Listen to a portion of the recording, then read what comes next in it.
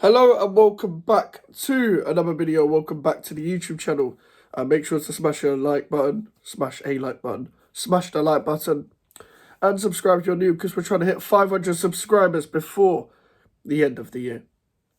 Now today we are reacting to the fact that the Premier League fixtures are out. Now, from a West Ham point of view, if you know me from, if you've watched my streams or you follow me on Twitter, you would know that I predicted Crystal Palace away as the first fixture of the season. Well, it turns out I was really close because Crystal Palace are actually the second game of the season. We actually have a home game for the first game of the season for the first time since lockdown. Because the last one was the West Ham Newcastle game where we lost 2-0. Around the whole time when the Grady D and Garner situation was going on and stuff like that. But we are facing Aston Villa at home, which is it's not great. It's not a great fixture to have at home. We actually should have won against them at home under David Moyes last season, but he decided to take Antonio off of Ben Johnson, sit back on a 1-0, and then we drew 1-1. We obviously got battered to Aston Villa at Villa Park 4-1 on the time they were going on some unbeaten home run. Now, this is what we need to do this season under Lopetegui. But unfortunately for Lopetegui, he might have to wait until after the game against Manchester City on the 31st of August at home again. Why do we always face Man City on the first, 6 games of the season? It's always at home as well. I would love to get just City away out the way. But luckily, City away is in January, so we could get rid of that. What I don't like is the fact that Chelsea away is always closer to the end of the season, so it's going to be next February. I would like some revenge, please, but then again, Chelsea at home is on September. Now, everyone always talks about what fixtures they look for first when it comes to, their respective teams and stuff like that. What I always do is I always look for the first game of the season and the last game of the season first. Then I look at when we're facing Arsenal, Chelsea, Tottenham, and Manchester United.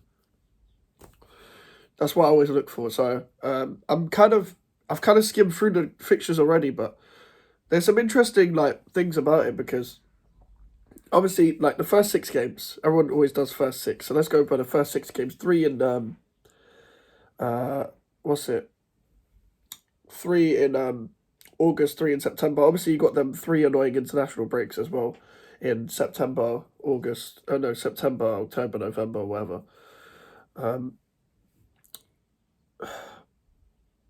You got Aston Villa at home first, then you got Palace away, then you got Manchester City at home, then you got Fulham away, then you got Chelsea at home, then you got Brentford away. It's not awful, it's not great. It's on average, it's going to be hard for Lopetegui to start off like that. However, there are some winnable games. That Palace are going to be great next season, and even if they don't keep Michael Elise, they've got Dichi Kamada coming in to replace him. So they've already got that replacement in advance. It looks like Michael Elise might be moving to Chelsea. That looks very close, apparently, according to some people anyway. But Chelsea seem to be on it now, even though Michael Elise is actually at the Olympics. I don't think they're going to lose Eze and Gerhi as well.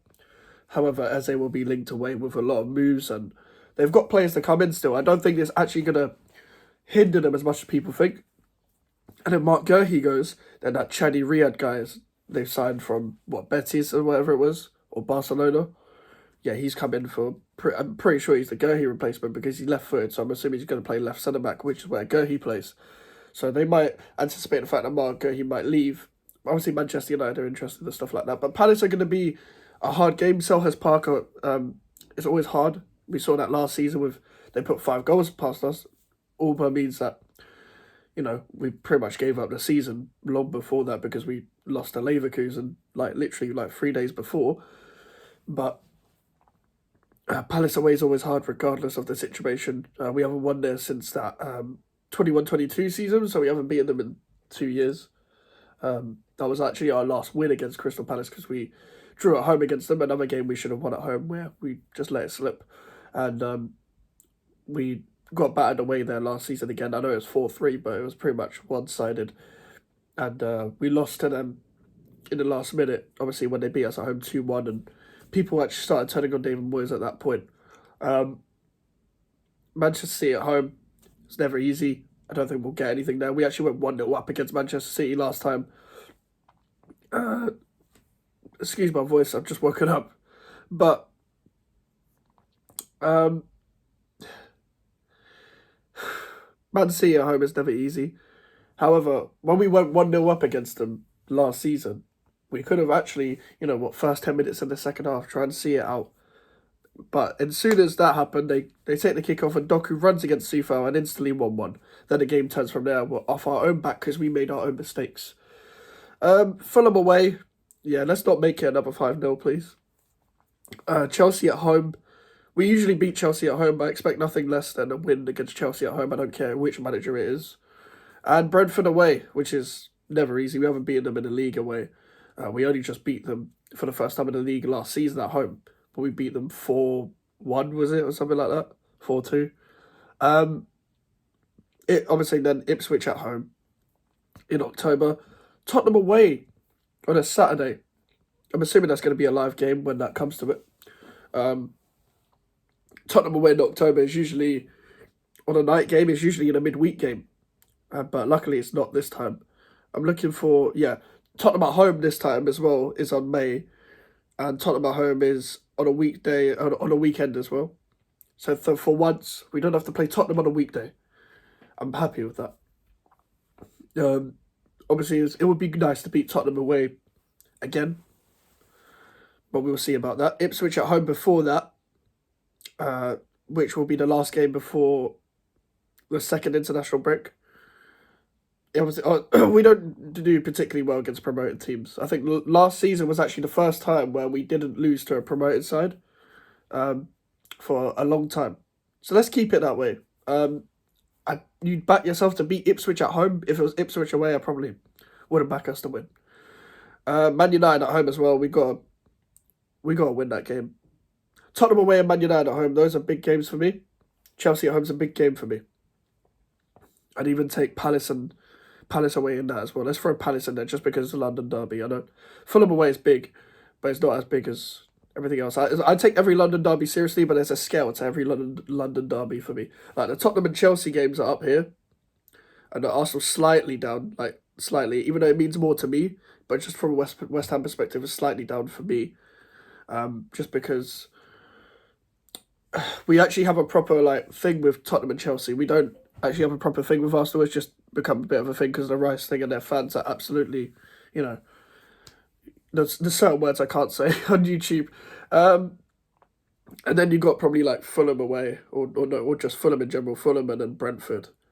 Just in terms of importance of London derbies, I don't think I've missed out a London team apart from that. But yeah, Man United is one of them games that are up there for me where you always want to beat Man United just because of how arrogant their fans are. And luckily, with the fact that they've still got Erik ten Hag, I backed us to beat them last season at home, and that happened. But one thing I would love to do is win at Old Trafford. But unfortunately, we're going to have to wait until May for that, which is kind of disappointing. We're going to have to wait until May to play at Old Trafford. We always seem to, not go to Old Trafford early in the season, more towards the back end of the season, and we seem to face Man United at home more early into the season. But then again, we did face them just before Christmas on the 23rd of December, I think it was, at home last season as well. This is the thing. So going through those first few months, it's kind of tough, but it could have been way worse. I think a lot of us predicted a bad fixture going at home. We've never really had an easy fixture on the first game of the season. However, Bournemouth away was we actually got a bit let off the hook last season, but we didn't take that opportunity. It's actually mad that we're already in 24-25 fixtures announcement season, because I could remember last season like it's the back of my hand. The fact that it went so quick, this year's going to go so quick.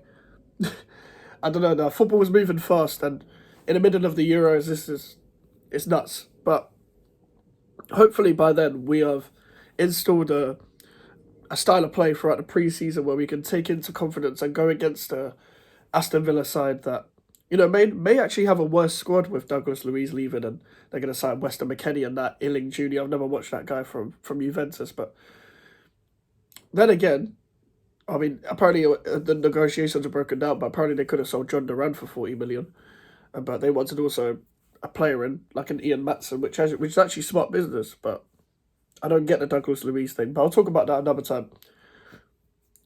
These fixtures, obviously, we're going to actually face Palace in pre-season.